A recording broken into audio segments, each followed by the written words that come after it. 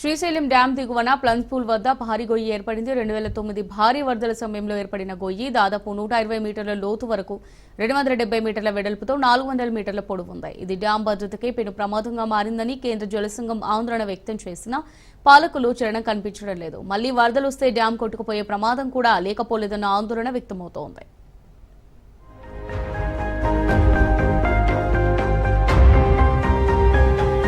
ఆంధ్ర తెలంగాణ అధికారులతో కేంద్ర జలసంఘం అధికారులు గురువారం వీడియో కాన్ఫరెన్స్ నిర్వహించారు. ఏపీ తరపున ఈఎన్సీ ఎం వెంకటేశ్వరరావు, సిఈ కబీర్ బాషా, రాష్ట్ర ప్రాజెక్టుల భద్రతాధికారి కుమార్ తదితరులు పాల్గొన్నారు. కృష్ణా జలాల వినియోగం కోసం నిర్వహించిన ఈ సమావేశంలో శ్రీశైలం ఫ్లంజ్ పూల్ వద్ద ఆ గొయ్యి పూడ్చివేతలో నిర్లక్ష్యంపై కేంద్ర జలసంఘం ఆందోళన వ్యక్తం చేసింది. తక్షణమే పూడ్చండి, డ్యాంకే డేంజర్ అని తెలియడం లేదా అని రాష్ట్ర ప్రభుత్వానికి కేంద్ర జలసంఘం చివాట్లు పెట్టినట్లు సమాచారం. 2009 వరదల టైంలో ఏర్పడిన గొయ్యి ఏటేటా పెరుగుతూ మరింత విస్తరిస్తున్నా ఇంకా జాప్యం ఎందుకు చేస్తున్నారని గట్టిగా నిలదీసినట్లు వార్తలు వస్తున్నాయి.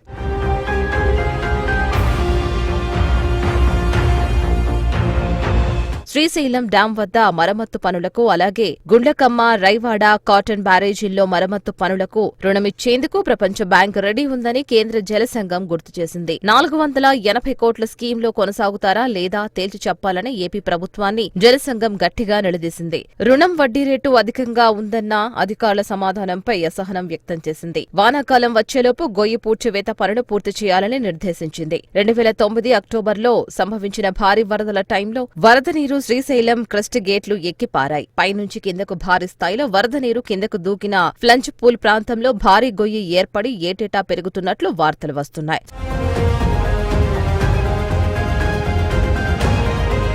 శ్రీశైలం డ్యాం దిగువన ఫ్లంజ్ పూల్ వద్ద 1985లో గొయ్యి మొదలైంది. అప్పట్లో భారీ వరదకు ప్రాజెక్టు స్పిల్ వే గుండా ఉధృతంగా వరద ప్రవహించడంతో ఫ్లంజ్ పూల్ ప్రాంతంలోని రాతినేల దెబ్బతిని భారీగా గుంతపడింది. కేంద్ర జలసంఘం సమీక్షించి మరమ్మతు చేపట్టింది. మళ్లీ 2000లో ఇదే సమస్య రిపీట్ అయింది. అప్పుడు కూడా సిమెంట్, కాంక్రీట్ వేశారు. మళ్లీ 2009 వరదల్లో ఈసారి కూడా భారీ గొయ్యి ఏర్పడింది. దీనివల్ల ప్రధాన డ్యాంకే ముప్పు ఏర్పడుతుందని మరమ్మతులు చేయాలంటూ తెలంగాణ రాష్ట్రం తరచూ కేంద్రానికి లేఖలు రాస్తూ ఉంది. ఈ నేపథ్యంలో జలసంఘం మరమ్మతులకు ఆదేశాలు ఇవ్వడంతో పనులు చేపట్టేందుకు ఏపీ జల వనరుల శాఖ సమాయత్తమైనట్లు సమాచారం. ఫ్లంజ్ పూల్ వద్ద పనులకు 14 కోట్లు, గుండ్లకమ్మ గేట్లు మార్పిడికి 125 కోట్లు, మిగతా మొత్తం రైవాడ, ధవళేశ్వరం ప్రాజెక్టుల మరమ్మతులకు ఖర్చవుతుందని అంచనా వేశారు. వానాకాలం వచ్చేలోపు పనులు పూర్తి చేయడానికి పూణేకు చెందిన central water and power research station CWPRS ద్వారా మరమ్మతులు చేయాలని జలసంఘం ఆదేశాలు ఇచ్చింది. దీంతో రాష్ట్ర నీటిపారుదల శాఖ నిపుణులు గొయ్యి పూడ్చివేతకు వినియోగించే టెక్నాలజీపై మేధోమథనం చేపట్టనుంది.